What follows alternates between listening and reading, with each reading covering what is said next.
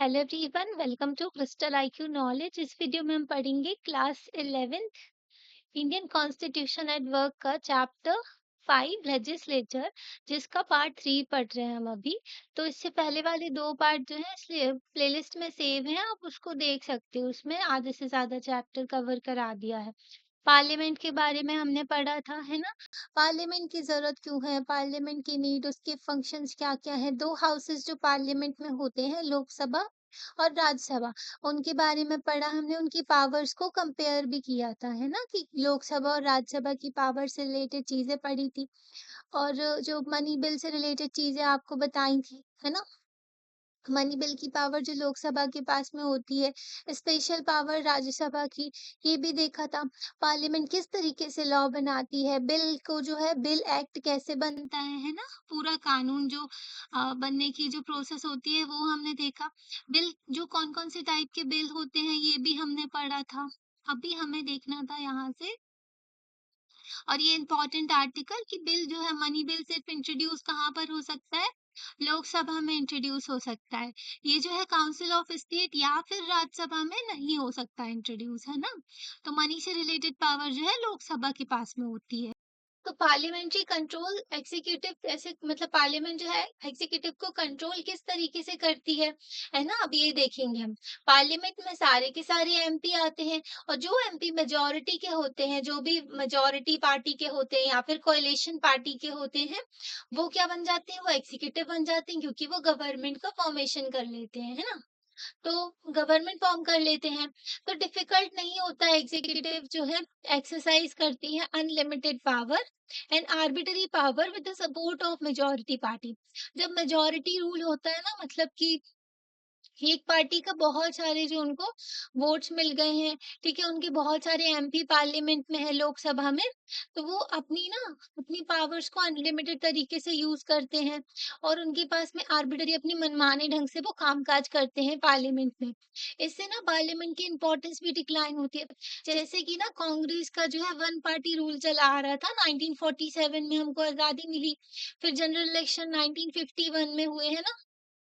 उसके बाद से 1951-52 में, फिर उसके बाद से देखा गया कि बार-बार जो कांग्रेस है वही जीत कर आ रही थी, ठीक है? तो उसकी वजह से जो है ना, पार्लियामेंट में इनकी मेजॉरिटी होती थी, तो इनको आसानी होती थी, कोई भी बिल ये फटाफट पास करवा सकते थे। तो इससे क्या होता है, ऐसी सिचुएशन जब होती है ना, तो ये पार्लियामेंट्री डेमोक्रेसी ना स्लिप हो जाती है और कैबिनेट डिक्टेटरशिप बन जाती है। मतलब कि कुछ लोग जो होते हैं कैबिनेट में, वो अपनी मनमानी करके सब कुछ चलाते हैं, तो डिक्टेटरशिप हो जाती है। उनकी मनमानी से वो काम करते हैं, कैबिनेट लीड करते हैं, एंड हाउस जो है सिर्फ उनको फॉलो करता है। मतलब जो कैबिनेट चाहते हैं वो सब होता है हाउस में, है ना। क्योंकि अपोजिशन पार्टी भी नहीं बचती है, उनका रोल भी कम हो जाता है ना। जब भी मेजोरिटी पार्टी का एकदम रूल हो जाता है। जब कोalition पार्टी रूल करती है ना, तो बहुत इम्पोर्टेंट होता है पार्लियामेंट का रोल, क्योंकि उस टाइम पर इन सबको जो कोalition के जो एमपीज हैं उनको भी लेकर के चलना साथ में, है ना। और फिर तभी उनकी गवर्नमेंट चल पाती है। अगर पार्लियामेंट जो है एक्टिव है, विजिलेंट है, और तभी ना वो रेगुलर चेक कर पाते हैं, इफेक्टिव चेक एग्जीक्यूटिव पे। अगर पार्लियामेंट जो है एक्टिव ही नहीं है, विजिलेंट ही नहीं, मतलब अगर पार्लियामेंट में सेशन हो रहे हैं पर एमपीज आ नहीं रहे हैं वहां पर, है ना, तो डिबेट एंड डिस्कशन नहीं हो रहा है, तो क्या मतलब फिर पार्लियामेंट का। मेन काम तो इनका यही है। पार्लियामेंट जो है कंट्रोल करती है एग्जीक्यूटिव को कई सारे तरीकों से, बट उनका बेसिक जो है वो क्या है, कि जो पावर एंड फ्रीडम जो है लेजिस्लेचर के पास में, कि पीपल्स रिप्रेजेंटेटिव जो है ढंग से काम करे, है ना, और फियरलेसली, बिना डर से। तो मतलब जो लेजिस्लेचर है ना, एमपीज, उनके पास में इतनी फ्रीडम हो, इतनी पावर हो कि वो ना ढंग से काम कर सके बिना डरे, क्योंकि वो भी जनता के रिप्रेजेंटेटिव हैं। अगर हम एग्जाम्पल लेते हैं, ऐसा मानते हैं कि कोई एक्शन लिया ही नहीं जा रहा है, जो मेंबर जो है कुछ भी कर रहे हैं, ठीक है, कुछ भी कहते हैं लेजिस्लेचर में, मतलब कि मेंबर्स को ना अधिकार होता है कि वो कुछ भी बोल सकते हैं, ठीक है। उनके खिलाफ जो है, जो लेजिस्लेचर में जो भी बोलते हैं ना, उनके खिलाफ जो है एक्शन नहीं लिए जाते हैं। उनके खिलाफ एक्शन सिर्फ प्रिसाइडिंग ऑफिसर ही ले सकते हैं। तो इसी को पार्लियामेंट्री प्रिविलेजेस कहते हैं।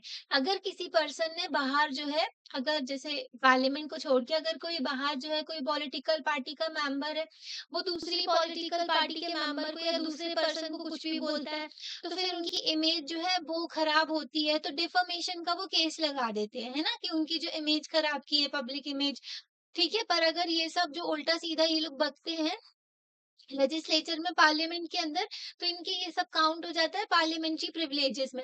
इनको कुछ अधिकार मिले हुए हैं, ठीक है। अगर ये लोग कुछ गलत चीज करते हैं तो उसका जो है डिसाइड कौन करता है? प्रिसाइडिंग ऑफिसर जो लेजिस्लेचर के होते हैं। राज्यसभा में चेयरमैन होते हैं और लोकसभा में कौन होता है? स्पीकर होते हैं, ठीक है।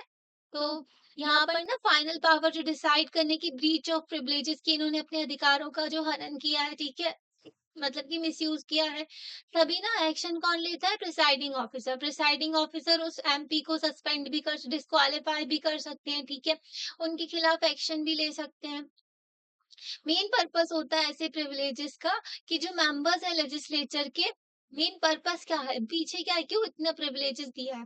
ताकि लेजिस्लेचर रिप्रेजेंट करते हैं जनता को और एक्सरसाइज कर सके इफेक्टिव कंट्रोल ओवर एग्जीक्यूटिव। तो कुछ अधिकार दिए गए हैं जो एमपीज को, और है ना एमएलएस को भी मिलते हैं, लेजिस्लेचर जो स्टेट में होते हैं उनको भी जो प्रिविलेजेस मिलते हैं, ताकि वो लोग ढंग से काम कर सके और कंट्रोल कर सके एग्जीक्यूटिव को। अब पार्लियामेंट किस तरीके से कंट्रोल करती है, ठीक है, क्या तरीके हैं जो ना इनको कंट्रोल कर सकते हैं, पार्लियामेंट जो कर्व कर सकती है, जो एग्जीक्यूटिव अपनी मनमानी करती है उसको।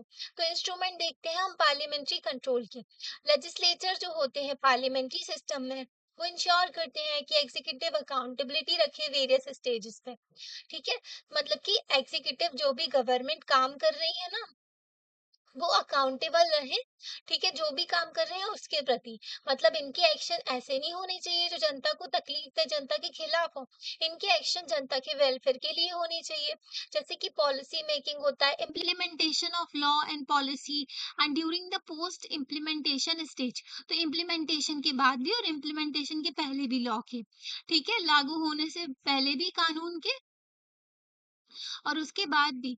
तो इसकी काम कौन करता है? अपोजिशन, ठीक है, अपोजिशन इंपॉर्टेंट रोल प्ले करते हैं। लेजिस्लेचर जो है ये कई तरीके से करते हैं, जैसे कि डिबेट एंड डेलिब्रेशन होता है, ठीक है, विचार विमर्श किया जाता है। जब सरोगेसी जो है उसके ऊपर कानून लाया गया, तो जैसे ना सरोगेसी, आपको पता होगा सरोगेसी क्या होता है कि मतलब कि जो in vitro fund sorry IVF के थ्रू भी जो होता है ये सरोगेसी, मतलब दूसरे के बॉम्ब में जो है बेबी को ग्रो किया जाता है, दूसरी मदर हो जाती है, तो थ्री पेरेंट बेबी भी हो जाता है वो, है ना।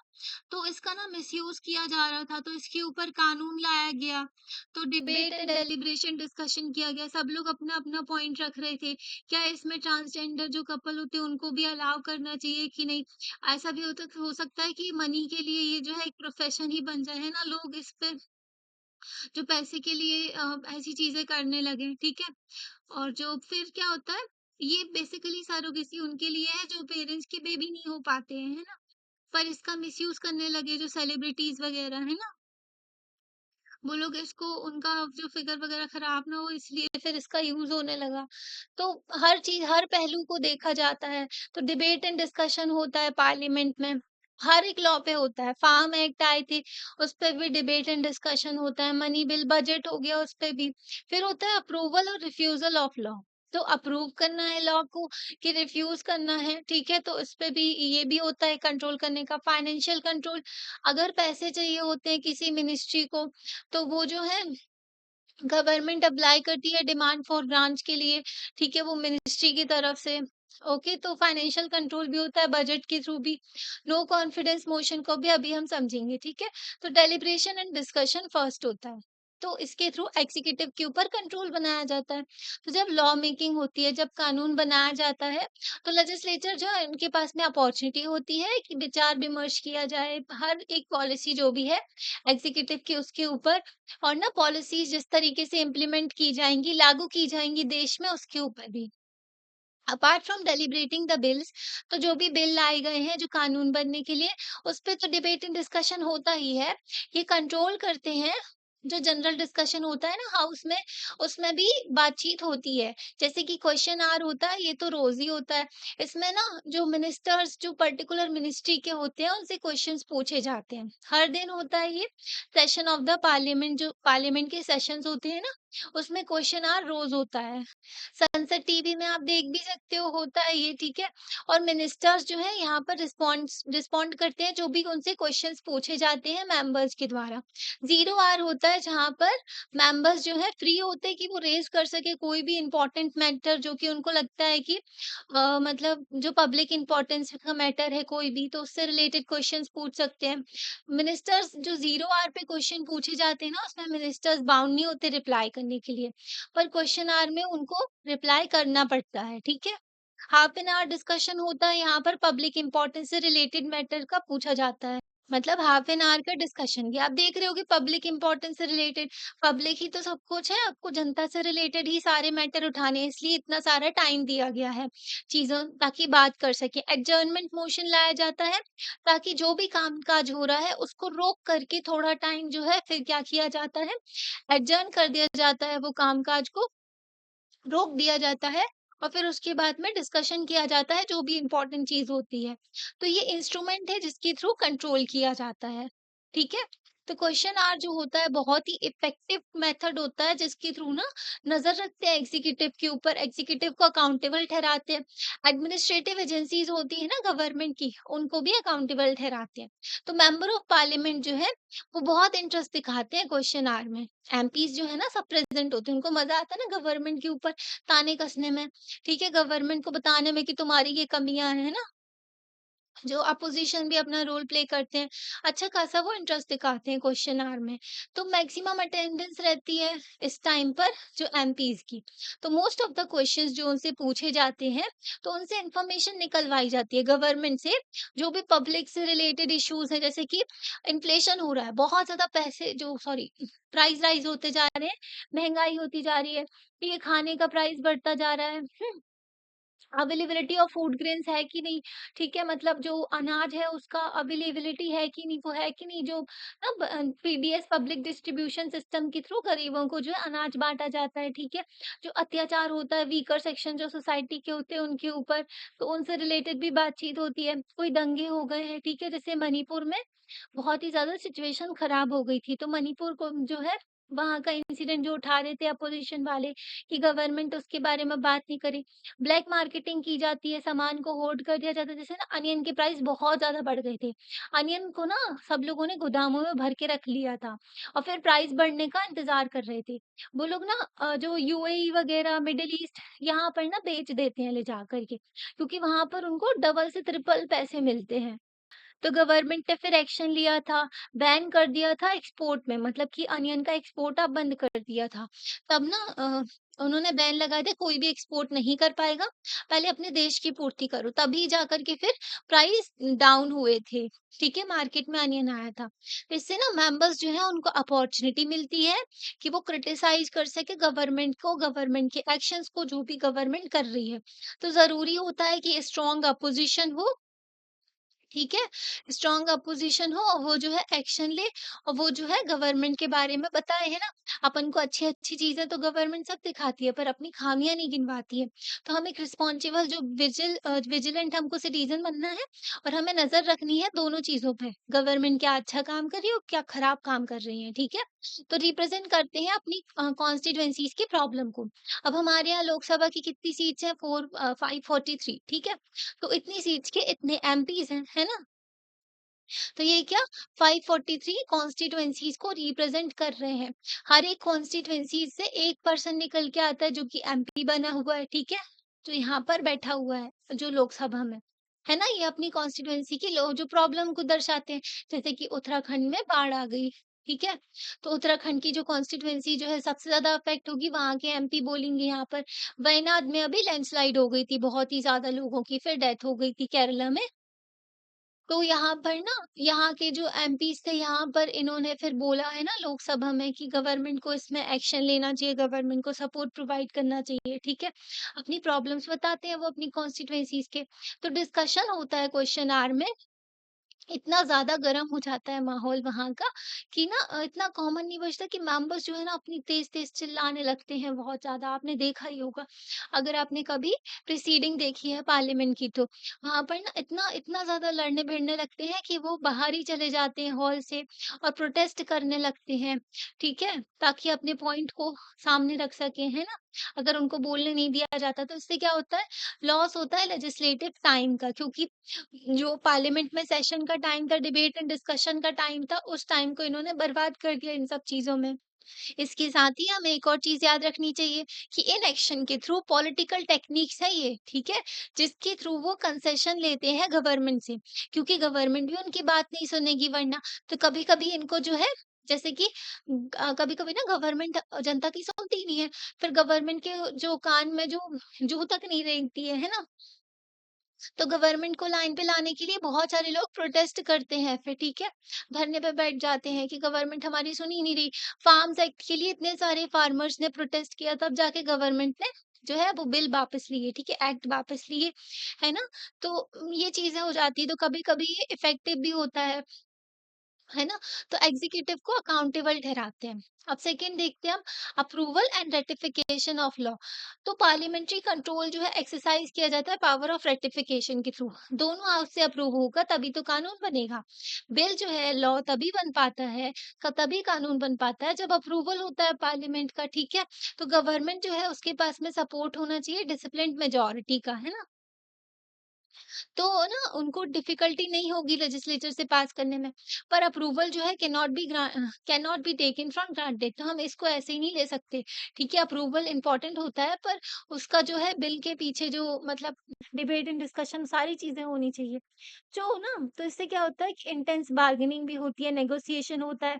जो मेंबर्स हैं रूलिंग पार्टी के एंड कोalition पार्टी के, इवन गवर्नमेंट एंड अपोजिशन, तो सभी लोगों से कभी-कभी बार्गेन भी करना पड़ता है कि बिल को वो अपोज ना करें, सब लोग पास कर दें। जैसे कि आर्टिकल 370 को हटाना था जम्मू एंड कश्मीर से, तो ना अपोजिशन के साथ भी बातचीत की थी। क्योंकि राज्यसभा में जो मतलब अपोजिशन के साथ बातचीत की थी क्योंकि राज्यसभा में गवर्नमेंट की मेजॉरिटी नहीं थी उस टाइम पर, है ना? तो राज्यसभा जैसे कि गवर्नमेंट जो है, उनकी मेजॉरिटी अगर लोकसभा में है, लोकसभा में मेजॉरिटी तो वो गवर्नमेंट तो फ़ॉर्म कर सकते हैं, बट उनकी राज्यसभा में मेजॉरिटी नहीं होती है, तो ऐसा टाइम जनता पार्टी रूल जब 1977 में हुआ था, एनडीए का रूल जब 2000 में हुआ तब भी ऐसा हुआ था। तो गवर्नमेंट जो है फ़ोर्स हो जाती है कि उनको ना कंसेशन करना पड़ता है, बातचीत करनी पड़ती है ताकि अप्रूवल हो सके दोनों हाउसेस से, है ना? तो आर्टिकल 370 मूवी देखी होगी तो उसमें भी आपको ये ना सीन दिखाया है। कि वो अपोज़िशन से बात करते हैं, जो अपने प्राइम मिनिस्टर हैं ताकि जो है मतलब ना बिल को कोई अपोज़ ना करे क्योंकि ये देश के लिए बहुत ही इम्पोर्टेंट था, है ना? तो कई सारे बिल्स हैं, ज लोकपाल बिल हो गया, वो फ़ेल हो गया था, इनैक्ट ही नहीं हो पाया था। प्रिवेंशन ऑफ टेररिज़्म बिल है 2002 का, इसको रिजेक्ट कर दिया था राज्यसभा में। अब थर्ड चीज़ आती है फाइनेंशियल कंट्रोल। तो हमने फाइनेंशियल रिसोर्सेज़ का देखा कि इम्प्लीमेंट करने के लिए प्रोग्राम्स जो गवर्नमेंट के हैं बजट में लाते हैं ना, गवर्नमेंट में कई सारी स्कीम लाई जाती हैं, ठीक है? सारी मिनिस्ट्रीज़ को पैसे दिए जाते हैं, है ना?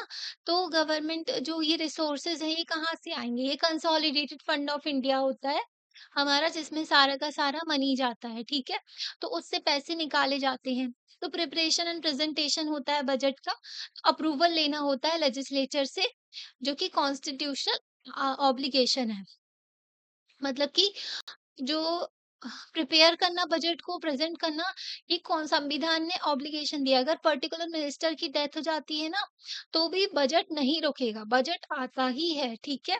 तो ऑब्लिगेशन होती है, अलाउ करते हैं ये लेजिस्लेचर को कि एक्सरसाइज़ कर सके वो control over the purse strength of the government. तो गवर्नमेंट को अगर कोई भी पैसे चाहिए होते हैं ना, उनको अप्रूव करवाना पड़ता है लोकसभा से, ठीक है? और राज्यसभा से भी। तो लेजिस्लेचर है वो रिफ्यूज़ भी कर सकते हैं कि ग्रांट नहीं कर रहे रिसोर्सेज़ गवर्नमेंट को, ठीक है? तो ऐसा कभी-कभी ही होता है क्योंकि गवर्नमेंट जो है उनका मेजॉरिटी सपोर्ट है तभी तो वो पावर में आए हैं। तो वो आसानी से बिल को पास करवा लेते हैं। एप्रोप्रिएशन बिल होता है ताकि पैसे निकालने के लिए जो बजट से, ठीक है? Sorry consolidated fund of India से। पर ना जो before granting money the Lok Sabha जो है, जो मतलब पैसे देने से पहले लोकसभा में डिस्कस किया जाता है रीज़न कि आपको पैसे क्यों चाहिए, गवर्नमेंट को ये रिक्वायर क्यों है मनी, ठीक है? तो बताया जाता है कि इस स्कीम में ज़्यादा पैसे लग गए हैं, इसमें और पैसे लगेंगे, ठीक है? तो इंक्वायर किया जाता है जो भी केसेज़ हैं मिसयूज़ ऑफ फंड, जैसे कि कोलगेट स्कैम हुआ था, 2G स्कैम हुआ था, ठीक है? तो उसके बारे में भी इंक्वायर किया जाता है। कैग करते हैं, ठीक है? Controller and auditor general of India article 148 के तहत आते हैं, जो कि पब्लिक पर्स का ध्यान रखते हैं। एंड जो पब्लिक अकाउंट कमिटी है, ये बहुत ही इंपॉर्टेंट कमिटी है जो कि कैग की रिपोर्ट को पूरी तरीके से एनालाइज करते हैं और फिर इसको प्रेजेंट भी करते हैं ये पार्लियामेंट में। तो पार्लियामेंट में इसके ऊपर पूरा डिस्कशन होता है। बट लेजिस्लेटिव कंट्रोल जो है, सिर्फ यहीं तक एम नहीं होता इसका। लेजिस्लेचर जो है कंसर्न्ड होते हैं the policies of the government that are reflected in the budget. तो लेजिस्लेचर ये भी देखते हैं कि जो बजट में जो पॉलिसीज गवर्नमेंट लेकर के आई है, वो ठीक है कि नहीं, है ना? वो पॉलिसी से नुकसान क्या है, वो पॉलिसीज़ फ़ायदा क्या करेंगी? तो फाइनेंशियल कंट्रोल जो होता है, लेजिस्लेचर कंट्रोल करते हैं policy of the government. Financial control के थ्रू भी ये पॉलिसी कंट्रोल करते हैं गवर्नमेंट की। अब 4th चीज़ आती है नो कॉन्फिडेंस मोशन। ये तो बहुत ही इम्पोर्टेंट है। मोस्ट पावरफुल वेपन है जिसके थ्रू पार्लियामेंट जो है इंश्योर करती है कि एग्जीक्यूटिव की अकाउंटेबिलिटी है, और जो नो कॉन्फिडेंस मोशन है, ठीक है? तो एज़ लॉन्ग एज़ गवर्नमेंट जो है सपोर्ट है गवर्नमेंट का, जब तक उसकी पार्टी के पास में, ठीक है, कोalition पार्टी भी उनका सपोर्ट कर रही है, तब तक तो ठीक है, उनकी गवर्नमेंट चल रही है। पर जब पावर ऑफ द हाउस जो है वो डिसमिस कर सकते हैं, ठीक है? मतलब कि हाउस लोकसभा के पास में ही पावर होती है, क्योंकि लोकसभा है में ही सिर्फ नो कॉन्फिडेंस मोशन जो है सिर्फ लोकसभा में ही पास किया जा सकता है, ठीक है? क्योंकि यहाँ पर ही जनता के द्वारा डायरेक्टली इलेक्टेड लोग हैं और यहीं पर मेजोरिटी होती है, तभी गवर्नमेंट फॉर्म होती है, ठीक है? तो अगर किसी को पता नहीं है कि गवर्नमेंट की मेजॉरिटी नहीं है, ठीक है, हाउस में, तो ये लोग क्या करेंगे, नो कॉन्फिडेंस मोशन ले आएंगे, इससे पता चल जाएगा। अगर नो कॉन्फिडेंस मोशन पास नहीं हुआ तो समझ जाओ कि गवर्नमेंट की मेजॉरिटी है। अगर पास हो गया तो समझ जाओ कि गवर्नमेंट की मेजॉरिटी नहीं है, फिर गवर्नमेंट डिसमिस हो जाती है। 1989 से सेवरल गवर्नमेंट, कई सारी गवर्नमेंट जो है वो रिजाइन करना पड़ा था, क्योंकि उनका कॉन्फिडेंस ही नहीं बचता था वहां पर। तब ना जो कॉलिशन एरा चल रहा था, कोलिशन एरा चल रहा था इस टाइम पर। इस टाइम पर ना कोई भी पार्टी जो है मेजॉरिटी सीट नहीं जीत पा रही थी, इसलिए इनको गठबंधन करके सबको साथ में आकर के जो गवर्नमेंट फॉर्म करनी थी। अब ये लोग क्या करते, 2 साल गवर्नमेंट चल पाती, फिर उसके बाद में इनके इंटरेस्ट जो है डिफरेंट हो जाते, ये लोग छोड़ देते पार्टी। तो कॉन्फिडेंस ही नहीं बचता हाउस में, तो फिर इनको रिजाइन करना पड़ जाता था। तो गवर्नमेंट जो है अपना कॉन्फिडेंस ही लूज कर रही थी लोकसभा में, वो फेल हो गए थे सपोर्ट गैदर करने में कोalition पार्टनर्स का। इसलिए पार्लियामेंट जो है इफेक्टिवली कंट्रोल कर सकती है।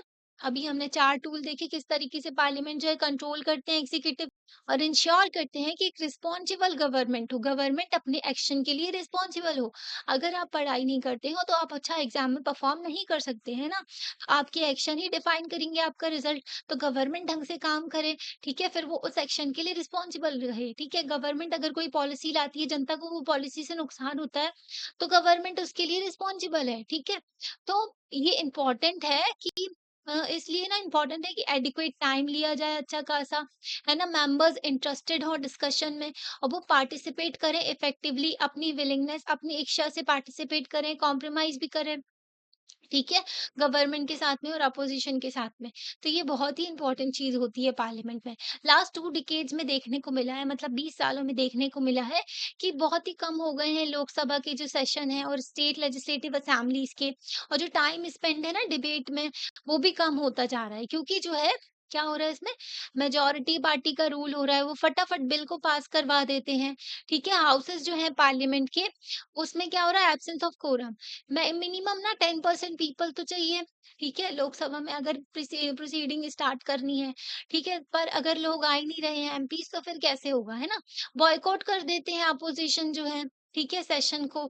तो मेंबर्स जो हैं मतलब कि बाहर चले जाते हैं, वो पार्टिसिपेट नहीं कर रहे हैं, ठीक है? मेंबर्स जो अपोज़िशन के डिप्राइव हो जाता है उससे हाउस जो है, मतलब कि ढंग से कंट्रोल नहीं कर पाते हैं वो एग्जीक्यूटिव को।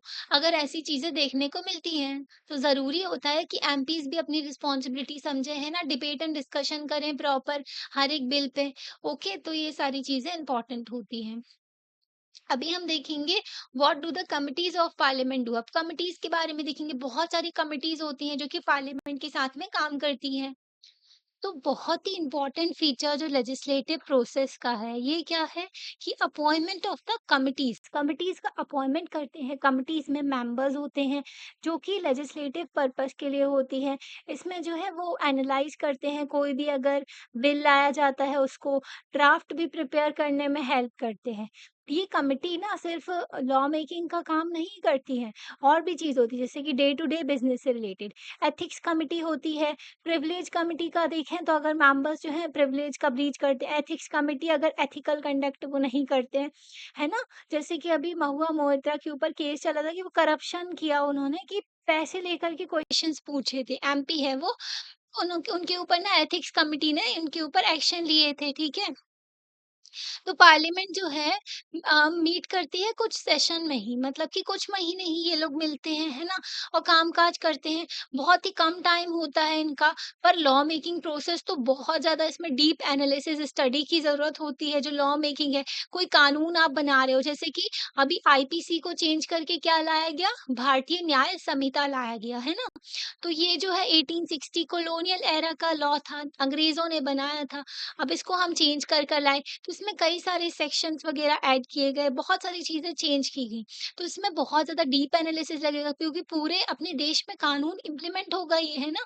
तो इसलिए इसकी अंडरस्टैंडिंग के लिए, डीप स्टडी के लिए, तो कमिटी इसमें बहुत इंपॉर्टेंट रोल प्ले करती है, ठीक है? इसमें प्रॉपर अंडरस्टैंड अटेंशन चाहिए होता है, टाइम चाहिए होता है, कई सारे इश्यूज़ होते हैं, और ना इम्पोर्टेंट फंक्शंस भी परफॉर्म करते हैं, जैसे कि स्टडी करते हैं डिमांड फॉर ग्रांट्स। अगर मिनिस्ट्रीज़ जो हैं उनको पैसे चाहिए होते हैं, तो वो लोग ना कमिटीज़ भी इनकी जो डिमांड होती है उसको स्टडी करते हैं कि सही है कि नहीं, है ना? कोई घपला तो नहीं कर रहे हैं ये लोग। तो सिर्फ़ एक्सपेंडिचर जो है, तो जो भी एक्सपेंडिचर जो खर्चा करते हैं, डिफरेंट डिपार्टमेंट्स होते हैं, तो उनमें कितना खर्चा वगैरह हो रहा है, ये सारी चीज़ें भी देखते हैं। इन्वेस्टिगेट करते हैं केसेस ऑफ करप्शन। हमने आपको बताया ना, करप्शन का कोई मतलब चीज़ें करते हैं, अगर जो एमपीज़ होते हैं, वो करप्शन में करते हैं, तो फिर उसका भी कमिटी जो है देखती है, उसके बारे में भी। पार्लियामेंट्री कमिटीज़ जो है ये फंक्शंस परफॉर्म करती हैं। 1983 में इंडिया ने डेवलप की system of parliamentary standing committee. Standing committee जो कि बना दी गई हैं, वो हमेशा रहेंगी। ऐसा नहीं है कि पर्पस उनका खत्म तो वो कमिटी भी खत्म। एड हॉक कमिटीज़ होती हैं जो कि पर्टिकुलर पर्पस के लिए अपॉइंट अपॉइंट किए जाती हैं, ठीक है? और उनका पर्पस खत्म होता है, तो वो भी खत्म हो जाती हैं। ओवर 20 ऐसी जो डिपार्टमेंटल रिलेटेड कमिटीज़ हैं, डिपार्टमेंट से रिलेटेड।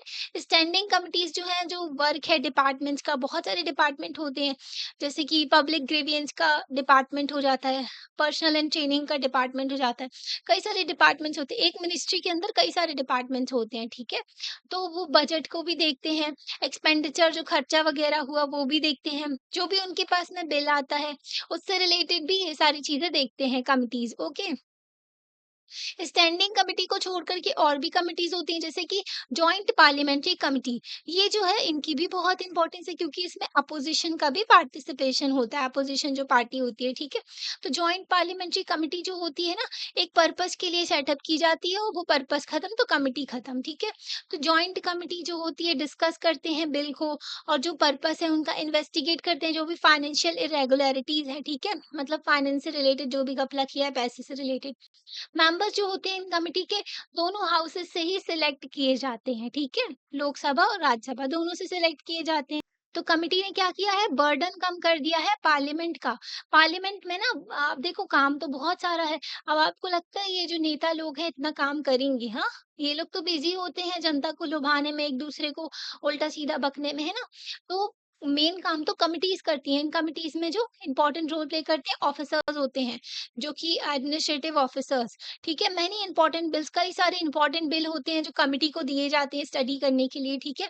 पार्लियामेंट जो है अप्रूव बस करती है वर्क को, जो भी कमिटी उनको देती है, ठीक है? कई बहुत सारे लोग, मतलब बहुत ही कम ऐसा चेंज करती है उसमें पार्लियामेंट, बाकी अप्रूव ही कर देती है जो कमिटी का काम होता है। कोई भी लॉ बन ही नहीं सकता without approval of the parliament, ठीक है? बजट जो है सैंक्शन हो ही नहीं सकता विदाउट अप्रूवल ऑफ पार्लियामेंट। तो पार्लियामेंट का अप्रूवल और प्रेसिडेंट के सिग्नेचर बहुत ही इंपॉर्टेंट होते हैं। पार्लियामेंट है बहुत कम ही ऐसा होता है कि वो सजेशन को रिजेक्ट करे जो कमिटी के द्वारा दिए जाते हैं। कमिटी जो है बहुत ही ज़्यादा स्टडी करने के बाद में सजेशन देते हैं, ठीक है? अब how does the parliament regulate itself? अब पार्लियामेंट अपने आप को किस तरीके से रेगुलेट करते हैं? तो हमने पढ़ा कि पार्लियामेंट जो एक डिबेटिंग डिबेटिंग फोरम है, यहाँ पे बहुत ज़्यादा डिस्कशन होता है, डिबेट होता है ना? तो इन डिबेट्स के थ्रू पार्लियामेंट जो है परफॉर्म करते हैं अपने इम्पोर्टेंट फंक्शंस, ठीक है? तो ये डिस्कशंस जो होते हैं ये मीनिंगफुल होंगे। तो अगर ये जो मतलब कि जो डिस्कशंस हैं वो अच्छे से होंगे, ठीक है? डिबेट वगैरह सब कुछ, तभी पार्लियामेंट जो है उसकी डिग्निटी बनी रहेगी, है ना? क्योंकि पार्लियामेंट का तो डिबेटिंग फोरम ही है, वहाँ पर काम ही ये होता है डिबेट एंड डिस्कशन का और कानून बनाने का। तो कॉन्स्टिट्यूशन जो है उन्होंने कई प्रोविजंस भी रखे हैं ताकि स्मूथ कंडक्ट हो सके बिजनेस का। जो भी बिजनेस चलता है ना, मतलब कि पार्लियामेंट किस तरीके से चलेंगी, पार्लियामेंट में रूल्स एंड रेगुलेशंस क्या-क्या हैं, मेंबर्स को भी अपने दायरे में रह कर के काम करना होता है। तो ये सारा जो है प्रिसाइडिंग ऑफिसर जो है ना लेजिस्लेचर के, वो फाइनल अथॉरिटी होती है, उनके पास में पावर होती है जो रेगुलेट करते हैं बिजनेस जो भी लेजिस्लेचर का है। मतलब कि एमपीज़ वगैरह जो मतलब किस तरीके से प्रोसीडिंग कंडक्ट करवाई जाएगी, ठीक है? कौन से सेक्शंस दिए गए हैं जिसके तहत किसी एमपी को जो है डिसमिस करना है या फिर सस्पेंशन देना है, ठीक है? डिस्क्वालीफाई करना है, ओके? तो प्रिसाइडिंग ऑफिसर बहुत ही इंपॉर्टेंट रोल प्ले करते हैं, प्रिसाइडिंग ऑफिसर के पास में ये सारी पावर होती है।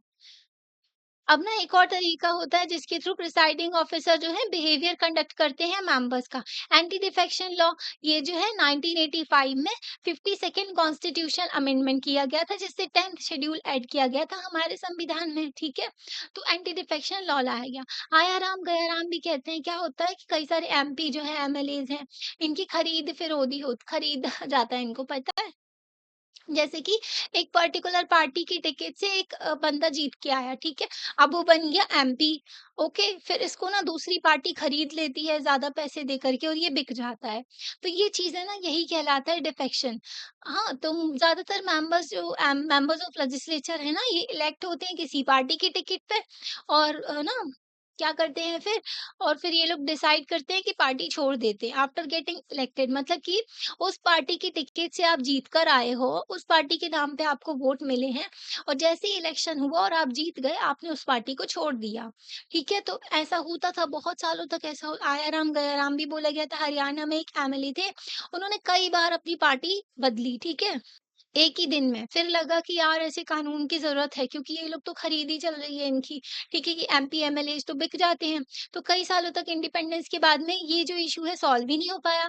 फिर ना एग्रीमेंट हुआ पार्टीज़ के बीच में कि जो लेजिस्लेचर हैं, जो भी इलेक्ट होते हैं एक पार्टी की टिकट में, तो उसको रोक दिया जाता है डिफेक्ट करने से, मतलब दूसरी पार्टी में जाने से, ठीक है? तो ये अमेंडमेंट लाया गया और ये 10th शेड्यूल ऐड किया गया। अगर ऐसा कोई करता है तो उसको डिस्क्वालीफाई कर दिया जाता है। तो इसी को एंटी डिफेक्शन अमेंडमेंट भी कहते हैं, एंटी डिफेक्शन लॉ भी कहते हैं। इसको ना मॉडिफाई भी किया गया, 91st अमेंडमेंट किया गया था 2003 में। इसको चेंज लाए गए इसमें भी। जो प्रिसाइडिंग ऑफिसर है हाउस के, वो ना फाइनल डिसीजन लेते हैं सारे केसेस में, ठीक है? पर फाइनल अथॉरिटी नहीं है ये। फिर उसको उस केस को लेकर के आप सुप्रीम कोर्ट में भी जा सकते हो, पर ऐसा कहा जाता है कि फाइनल अथॉरिटी तो वो है। तो ना मतलब कहते हैं, पर वो सुप्रीम कोर्ट में जा सकते हो आप, ठीक है? तो यहाँ पर जो है प्रूफ किया गया कि जो मेंबर है डिफेक्टेड है, तो वो मेंबर जो है ना लूज़ कर देगा मेंबरशिप ऑफ द हाउस। उसको डिस्क्वालीफाई कर दिया जाएगा और उसकी जो एमपी है एमएलए है ना, तो उसकी पोस्ट भी उससे छिन जाएगी, ठीक है? एमएलए जो स्टेट्स में होते हैं, ठीक है? और एमपीज़ जो कि पार्लियामेंट में होते हैं। तो ऐसे पर्सन जो है उसको डिस्क्वालीफाई कर दिया जाता है, वो कोई भी पॉलिटिकल ऑफिस नहीं होल्ड कर सकती, जैसे कि मिनिस्टरशिप है ना, मिनिस्टर नहीं बन सकते। तो डिफेक्शन होता क्या है? डिफेक्शन, अगर कोई मेंबर एब्सेंट रहता है हाउस में, when asked by the party leadership to remain present and vote against the instruction of the party or voluntarily leaves the membership of the party, it deems to, हाँ ठीक है। तो ना यहाँ पर क्या बताया कि डिफेक्शन होता क्या है। पहली चीज हमने पढ़ी कि एक पर्सन एक पार्टी की टिकट से जीत कर आया, है ना, और उसने तुरंत ही बिक गया, दूसरी पार्टी में चला गया। सेकंड चीज होती है यहाँ पर कि एक पर्सन है, तो वो पार्टी का है, ठीक है? उस पार्टी पार्टी से बिलॉन्ग करता है। फॉर एग्ज़ाम्पल वो बीजेपी से या फिर कांग्रेस से किसी पार्टी से बिलॉन्ग करता है, ठीक है? उसकी पार्टी ने बोला कि हाउस में प्रेज़ेंट रहना और इस बिल के खिलाफ वोट करना, ठीक है? पर इसने क्या किया, ये एब्सेंट हो गया या फिर इसने क्या किया, दूसरी पार्टी के फ़ेवर में वोट कर दिया अपनी पार्टी को छोड़ कर के, ठीक है? तो ये भी डिफेक्शन कहलाता है। और ना ये जो वॉलंटरी जो अपनी मेंबरशिप छोड़ देना पार्टी की, है ना? अपनी मर्ज़ी से, जैसे कि पार्टी ही छोड़ दी उसने जीतने के बाद, है ना? तो अभी हमने आपको पढ़ाया, तो ये भी डिफेक्शन कहलाता है। तो एक्सपीरियंसेस देखे गए 20 सालों में कि एंटी डिफेक्शन अमेंडमेंट जो है, उतना कर्व नहीं कर पाया है डिफेक्शन। अभी भी होते हैं डिफेक्शन, जो एमपी एमएलएज़ हैं, खरीदे बेचे जाते हैं, ठीक है? मतलब खरीद लिया जाता है, दूसरी पार्टी इनको खरीद लेती है। तो एंटी डिफेक्शन जो लॉ है, उससे उतना डिफेक्शन तो खत्म नहीं कर पाए हैं, पर एडिशनल पावर मिल गई है पार्टी लीडरशिप की। मतलब पार्टी के खिलाफ अब आप बोल ही नहीं सकते, है ना? नहीं तो उसको डिफेक्शन कहला दिया जाएगा।